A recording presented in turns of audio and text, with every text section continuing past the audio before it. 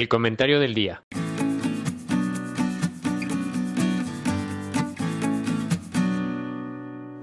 Nils Rosas Valdez presenta Golpeteos peruanos. En los días pasados en Perú ha reinado el caos. La noticia de que el presidente Pedro Castillo fue removido de su puesto causó una sorpresa masiva, sobre todo porque se habló de un autogolpe de Estado. A unos días de los momentos, probablemente más álgidos en Lima, ¿qué análisis se puede ofrecer al respecto? La forma en la que Castillo dejó de ser presidente de Perú fue una caótica que levantó preocupación, al menos en Latinoamérica. Ha pasado, pero no es habitual que a los jefes de Estado les remuevan de su cargo, sobre todo por dos razones. Por una parte, la usual estabilidad política de la región y, por la otra, la naturaleza misma del sistema político seguido en su mayoría en el continente americano, es decir, el presidencialista.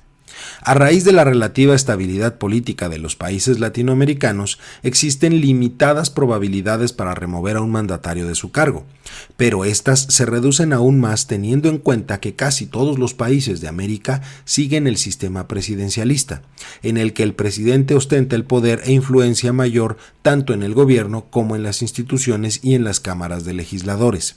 Pero, a pesar de estas dos situaciones, el gobierno de Castillo estuvo siendo apagado desde el inicio por la oposición.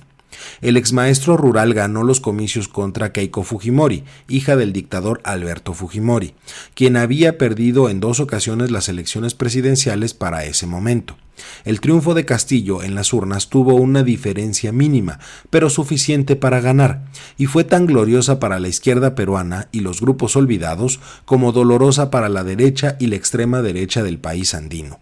Desde que comenzó, el gobierno de Castillo fue menospreciado y atacado en múltiples frentes. Los embistes de varios actores políticos mermaron al gabinete, provocaron las renuncias de varios oficiales, lo que últimamente obstaculizó la operación del gobierno y redujo su estabilidad política. Sin embargo, por otra parte, la falta de asesoría apropiada y eficiente hacia Castillo tuvo como consecuencia varios de los errores que la administración izquierdista presentó en estos escasos meses. Es cierto que la presión se ejerció desde el minuto 1, pero los errores no forzados del gobierno también fueron factor en el descontento hacia la presidencia. Por otra parte, es importante mencionar que la intención de Castillo de cerrar el Parlamento obedecía en parte a poder legislar sin la carga que representaba el grupo de legisladores evidentemente controlados por Fujimori. No fue la mejor decisión del mandatario, sino que obedecía a una función política que necesitaba. El golpe se regresó por parte del Poder Legislativo y así fue como el presidente fue detenido y llevado a la cárcel. Quien le ha sucedido es Dina Boluarte, vicepresidenta de Castillo y hoy en día la primera presidenta en la historia de Perú. Ella es vista por muchos, incluso por el mandatario expulsado, como una usurpadora. Sin embargo, es la opción más viable para pacificar al país, que se ha sumergido en una profunda crisis entre quienes buscan en las calles la restitución del presidente y quienes quieren un cambio en el gobierno. Es difícil saber en qué acabará la situación, ya que, por una parte, Castillo ha solicitado asilo en México y, por otra, no hay certeza de que el gobierno de Boluarte sea apoyado lo suficiente como para permanecerse a flote.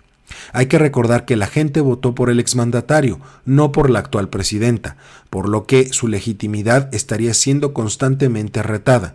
Y por si fuera poco, en la misma ecuación debemos adicionar la posición del Poder Legislativo, que podría usar su poder e influencia para derribar a la nueva administración como lo ha hecho con las de sus anteriores líderes. Nils Rosas Valdez presentó Golpeteos peruanos.